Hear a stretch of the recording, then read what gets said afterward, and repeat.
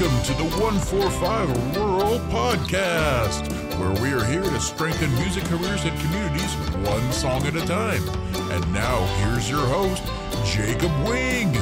Yay! Hey everybody, welcome to today's episode, and I am incredibly lucky to have Mike Johnston with me. Thank you so much, sir, for taking the time to sit down and let us pick your brain. Yeah, I don't know about luck, but whatever. It's all good. It's all about how you look at it. Cool. Yeah, right. Yeah. Well, let's get right into it. You've been playing music for a bit now, and you've got an album out, and you're working on another one. Yeah. So let's talk about you and how you got your start. What started getting you into playing music and getting out there and doing the thing? As far as like getting out, that sort of happened later in life. I did sing a lot as a kid. I sang in some bands in college, but I was more of a singer, even though I was always playing guitar. But I mean, I got my start singing in the back of my mom's station wagon, you know, right. Singing to AM radio. I'm older. Right. I'm old. Right. I'm old. But I'm Generation X. Yep. I mess around. Anyway, but yeah, so like that part of it I've always been doing. My performance life, though, performance art, like being in front of crowds, really came from sports announcing. Really? Yeah, I promoted professional strongman events, like at the Arnold Classic and at the Mr. Olympia. So I've been on stage like, make some noise, Columbus, you know, and that kind of thing. So what a journey. That was like the real, but I've always had music in the background. I've always played music. I've always wanted to play music. I played for my kids. We would play and sing, doing, you know, a little campfire thing. Right. But as far as like playing and singing, as outgoing as I would be, I never would play and sing really in front of like large groups of people. And a friend of mine, Lindsay, she lives in South Bend, Indiana. She kind of tricked me into playing guitar and singing one night with her and another guy. And we ended up doing, what's this? A Plush. Oh, Stone Pilots. Yeah. Right on. Yeah. So I learned all the chords and I was just going to get up there and sort of fill it. And they're like, oh, you're going to play and sing. And I was like, okay. And then there's an amazing place out in Fresno, California called Starving Artists Bistro. Okay. And this guy, Bob, runs it. And it's open mic all the time. So I really started to hone my craft as far as playing and singing and screwing songs up really bad there, because it was always open mic. And you could get up and do like a half-hour set, you know? Right. And then, you know, in my 50, I started writing my own music and I fell in love with it. And I've been performing my own music and other covers ever since. And it's because my musical journey spans many decades. I know covers like everything from stuff from like the 50s and 60s to 70s rock. Everybody happy. Like, yeah, I can, you know, grandma would be out there dancing and even, you know, so yeah. Well, let's talk about that. It's like a lot of people, especially when you get later in life, that could be a real hindrance to, you know, I'm too late in life. I don't want to get out there and do that. That's a young man's game.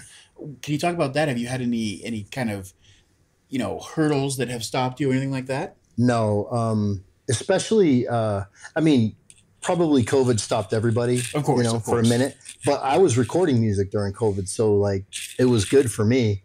The perfect little stop where you could, yeah, exactly. So no, I have not had hurdles. In fact, I think there's more venues right now. I was playing a gig up in Helena and I met a union guy, a music union guy. Right. And he was saying that right now there are more venues that are looking for singles and doubles, you know, 2 guitar players, guitar player, singer, than even full bands right now. So older musicians tend to singer-songwriter genre, maybe just like one guy in a guitar country, maybe like a duet thing. I think it's easier almost to find gigs. And then, you know, I mean, the bottom line too is if you show up not drunk and high and you're a little bit responsible, maybe not that all old people are responsible. right. Sometimes you get some old hammerheads, but you know, you get out there, you put on a good show, you kind of read the audience, you might have a more expansive catalog of music to draw from. So I think really if you're an older player and you're sitting around the house doing it, I think getting out in doing it now, there's more opportunity than there's ever been. I mean, there's a brewery or a winery or something on every freaking corner, right? And everybody has a stool in the corner and they want live music. Oh, that's so great advice. And I hope that anybody that would be hearing this, that might push you over that edge, please just get out there, whatever it takes. Yeah, just do it. Let's talk about what were your influence? What musical influences have you had? So my mom and dad, two kind of divergent influences. My old man listened to Johnny Cash and like Chuck Berry and Buddy Holly. So good stuff. That early. But sometime in the 60s, I don't know, maybe 65, 66. I don't know the exact date, but he went to the Newport Jazz Festival. I'm from the East Coast. Mm-hmm. And he saw your boy, this guy right here. Oh, guitar cases on it. Mississippi John Hurt. That's crazy that you had that. My old man saw Mississippi John Hurt. Just unbelievable. And he just bought all the albums. We used to listen to albums and a guy called Leadbelly. Of course, yeah. And so I grew up listening to blues. And then my mom listened to like Chris Christopherson, singer-songwriter stuff. Cool. But she also listened to jazz. Like so you got a little bit of everything. So I had this wide variety of music that I was familiar with. And of course, like, my first band love was Kiss, of course, Kiss Army, right? Yep. And then my buddy Gino Battistini, we went to his house after school one day. His brother Tommy, can we swear? He was like, "Oh yeah, this Kiss is bullshit. What the fuck? Listen to this." He throws on an album and it's Into the Void, fucking Masters of Reality. I was just like, I'm not worthy. Yeah. And then I was really a metalhead, but I couldn't sing it in high school. I couldn't play it. And, by the time grunge came around, I was already in the Marine Corps. So. Oh, geez. But really, blues is like my love. I'm a blues singer all day long. I'm not a shredder, unfortunately. I wish I was, but I can sing some blues. Oh, yes, you can. That is fantastic. So when did you decide that you were ready to get your first recording? You start writing songs. When were you ready to start recording? That's crazy. An old friend of mine, Rachel, she sent me a picture from like 7 or 8 years earlier, like a flip phone picture of literally like the lake over or the sun over Lake Tahoe. Okay. And she sent that picture, and I wrote. Now I had been playing at Starving Artist Bistro for a couple of years and kind of working on other people's music. And my son he's an artist. He's a voiceover actor. He's an actor. He's been on some TV shows and some movies, but he also plays music. So I was writing some music for him, and we were writing songs together, and he was writing lyrics and that kind of thing. But anyway, so my friend Rachel sends me this picture, and I had a song in 18 hours. It's Pull Over. It's on my first album. Yeah. And so it was COVID time, and I found a place in Boise to record it. And I knew exactly what I wanted it to sound like. And I'm not even a big country fan or Americana. I mean, I like bluegrass, but I wouldn't say like I'm a big, fan. But that's what I wanted, an Americana feel. And it just felt right in that song.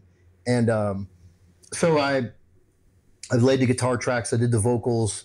He put in some backing rhythm stuff, all instruments, nothing digital. Mm-hmm. And then he knew a couple guys because nobody was working. Right, of course.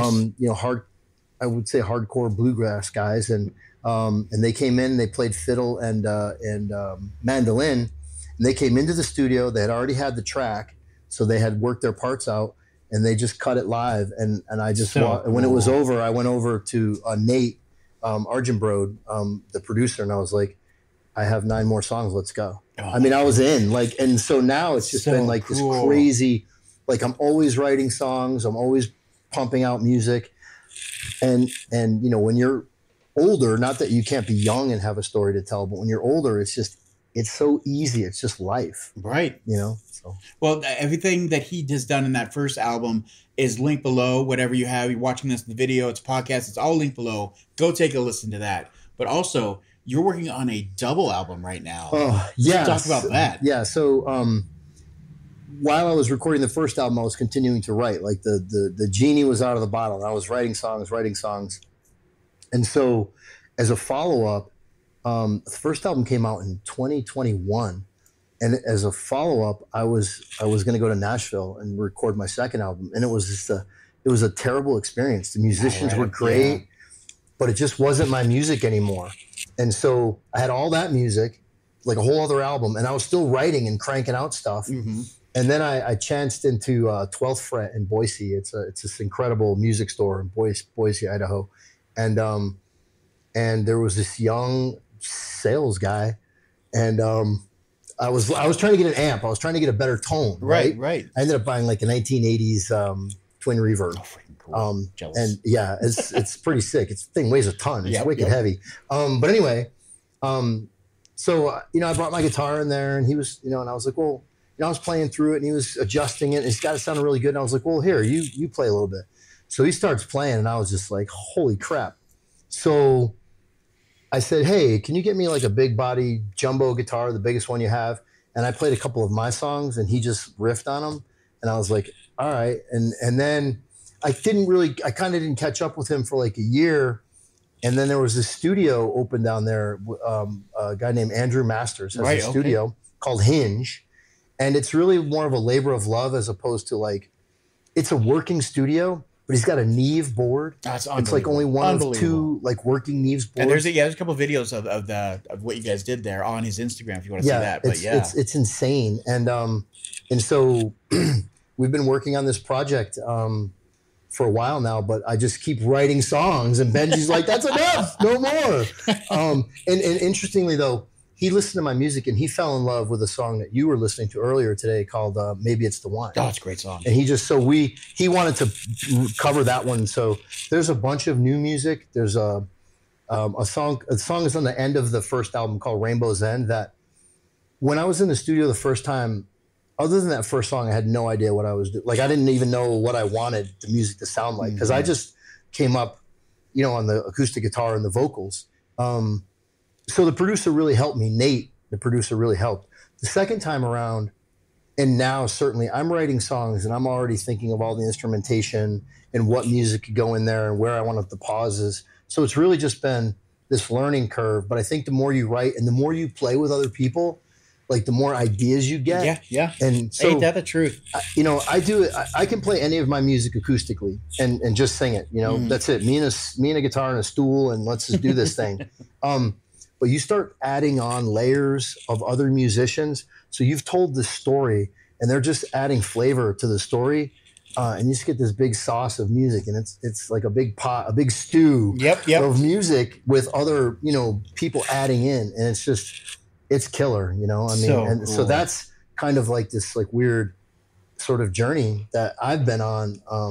And I just, it's just, I can't stop. Being in the studio is great. Oh, and live recording. It just sounds like you took to it so quickly. Live recording is insane. And it's one of the hardest things. Nobody really does that anymore, but it's such a lost art, and you just stepped into it. So cool. The energy is amazing. But even, when I was singing with bands, when I was emceeing, had 20,000 people in an arena and, doing some strongman stuff.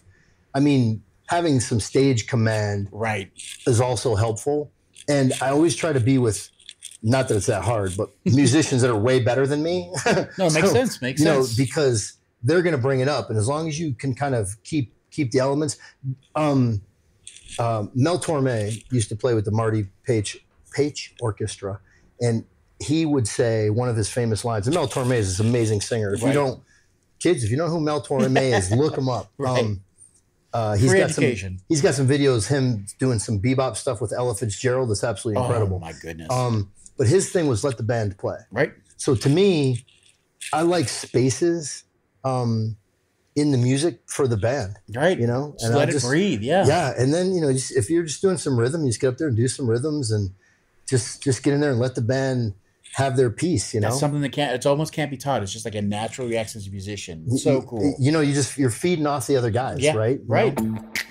Hi there, and welcome to the ad break. We're just going to take a moment to let everybody know about our community of growing members, and if you'd like to be a part of that, just look at the info below, and there will be a click there for an email sign-up to join in and get your voice heard. As well, if you're enjoying this content, please join our Patreon at patreon.com/145rural. There you can join any of our groups. and you can add to the discussion of what topics we will choose that will help you and hopefully future members of our groups, as well as join monthly Q&As and other such benefits. Again, that's patreon.com/145rural, and we look forward to seeing you there. Now, back to that regularly scheduled episode, and enjoy that content. Thanks again. Well, we talked about so many of your wins, and I mean, such a great launch to a career. Have you had any hiccups, anything that's kind of... The Nashville thing? Yeah. Yeah, I mean, that was like...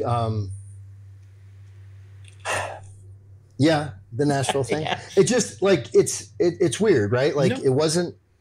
You know, I think the shortest song on my first album is like 3 minutes, and then some of them are 5. Right. And they took all of my songs on the second album, which some of them were really long, and like they tried to compact everything into 3 minutes. And to me, that solo is there for a reason. That extended piece there is there for a reason. The reprise is there for a reason. Mm-hmm. To me, musically, and since like I'm not trying to score a top 10 anything. I'm trying to create music that I love because I have a career. And yeah, sure. If somebody picked my stuff up and I was famous, I wouldn't want to be famous. But if people, if people were coming and listening to the music, that's fantastic. I mean, there's nothing like that because you feed off the audience. I mean, that's just true. But they just changed the music. Now, there was a guitar player. I don't know his name, but the guitar player that played on some of my tracks, in Nashville. This dude was sick. He was like, I would love to find that guy. Right. But I mean, other than that, it's just, that was probably the big thing. And, I paid for it and whatever. I had the money. I mean, it sucks. I was acting like I have money. I'm like, oh, I'm scrapping that project and redoing it. Right. But that's essentially what ends up happening. And so the bad part about that is I haven't really put out anything new music wise, other than videos and stuff, but like produced music. In a minute. And I've got this double album. I've got a whole other album ready to go. And then starting new songs for like, I don't even know, a 5th album, like, cause I'm always writing. Right. And then, so that would probably be the thing, that, you have to strike when the iron's hot. Yeah. And if you're pumping out the songs, you got to get it done. And then you can hold on to songs too long too. Yeah. Where they're true. That's a thing. I mean, it's, you know what I mean? Yeah. You can always redo them, but when you're feeling them, you put them out there, you put them on wax and you're done and you move on to the next thing. So I've got a lot of unfinished business, it feels like. So I would say that's the one thing. I mean, I had one bad experience and I've got a lot of creative stuff that I really just want to get out there. But I play it all at live shows, so people can hear it, but in my head, there's something happening that I want them to hear too, right. And I want them to get those other layers of those other musicians that are adding. So probably that would be the one thing. It's a little bit of a delay. It's a common thing I've heard many times that you will meet some of the best musicians and writers out there, but everything's a factory and it gets homogenized. And, I completely have heard that so many times. So you have so much. What's the next big thing coming up for you? Is it just the album? Is there anything else coming up for you that's really big? No, not really. I mean, just doing more shows, getting out there more, live performances. I think, somebody was asking me the other day, how do you monetize on Spotify? I mean, you get like a quarter of a penny per download or whatever. 0.001, yeah. If Snoop Dogg's not getting like millions and millions of dollars, I'm certainly not, you know? But really it's kind of getting a handle on I've tried to up my Instagram. It's really the only social media. I got a little bit on Facebook, but my social media game a little bit, get people to listen. My demographic has changed. Right. I'm following my demographic. It's an older demographic. It's like 30 to 65. Right. That's my wheelhouse. But it's gone from like 70% men to now 70% women. Okay. So it's just trying to do the things to gain a following and do it organically. Makes sense. I would love to find a booking agent. I think that they hide under rocks. I don't know if they actually exist. And just really do more live music. But when I lived in Boise and I had to move to Montana, I chose Missoula, my day job, but put another band back together because I really do I love playing out. I love playing with a guitar player and just doing some small, intimate setting stuff.